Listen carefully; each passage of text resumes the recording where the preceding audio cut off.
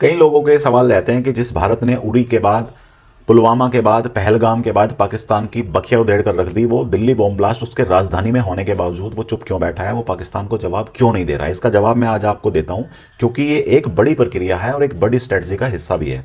दरअसल होता क्या है कि दिल्ली में जब बॉम्ब ब्लास्ट हुआ तो उसमें भारत के ही स्लीपर सेल को प्रयोग किया गया, भारत के ही कट्टरपंथी लोगों को उसमें मोबिलाइज किया गया। और उन कट्टरपंथियों में भी सबसे इंटरेस्टिंग बात यह है कि इस बार अनपढ़ लोगों को नहीं, पढ़े लिखे एमबीबीएस एमडी डॉक्टर को प्रयोग किया गया है, जिनमें से कुछ ने तो सीपीएमटी तक मेडिकल के टेस्ट पास किए हुए थे, टॉप किए हुए थे। और इसके अलावा भी एक ये इतनी बड़ी साजिश थी। आप अंदाजा लगाइए कि इन आतंकवादियों ने आतंक फैलाने के लिए, आपस में बात करने के लिए चाइनीज भाषा सीखी हुई थी। ये जो चैट आपस में किया करते हैं वो चाइनीज लैंग्वेज में किया करते थे। तो इतना मजबूत मॉडल इन्होंने तैयार किया था। वो तो भारतीय एजेंसियों को हम बहुत सारी धन्यवाद देते हैं कि उन्होंने इतने महीन आतंकवादियों को उखाड़ फेंका और भारत को एक इससे दिल्ली ब्लास्ट से भी बड़े आतंकवादी हमलों से उसने बचा लिया, क्योंकि इनकी जो तैयारी थी वो सीरियल ब्लास्ट करने की थी। तो इसने भारत को भी ये सोचने के लिए विवश कर दिया है कि जब आप पाकिस्तान को दंडित करते हैं तो आपके अंदर में जो लोग देशद्रोह, जो 0.5 का जो देशद्रोह फैला हुआ है, उसको भी आपको दंडित करना पड़ेगा। तो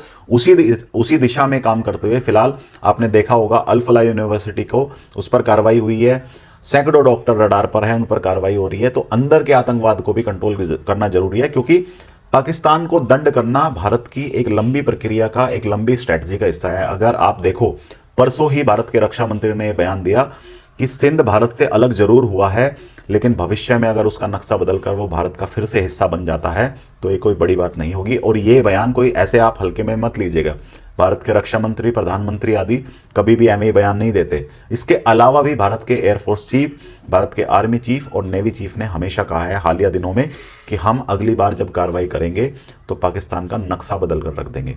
तो ये सब, अगर आप इन सब को तारों को जोड़कर देखो, बयानों को जोड़कर देखो, तो आपको स्पष्टता नजर आएगी। और इसके अलावा भी जिस तरीके की तैयारी भारत कर रहा है, जिस तरीके की मिलिट्री एक्सरसाइज भारत की चल रही है, क्योंकि राजस्थान से लेकर गुजरात और अभी नोटैम जारी हुआ है, नोटैम अंडमान निकोबार में, जहां पर भारत हो सकता है हाइपरसोनिक किसी हथियार का टेस्टिंग करे। तो अगर उन सब के लिंक को आप जोड़कर देखो तो इससे स्पष्ट होता है कि भारत एक बड़ी तैयारी की तरफ बढ़ रहा है।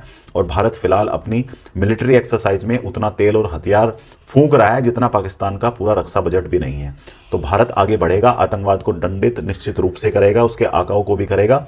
बस ये टाइम का एक फर्क है कि इस बार भारत त्वरित कार्रवाई ना करके एक लंबी प्रक्रिया में जाने की सोच रहा है, एक लंबी स्ट्रेटजी के साथ चल रहा है और वो पाकिस्तान का परमानेंट इलाज करने की तरफ बढ़ रहा है। ये होकर रहेगा, आप नोट करके रखिए। आने वाले समय में पाकिस्तान के बहुत बुरे दिन भारत की मिलिट्री द्वारा लाए जाने वाले हैं।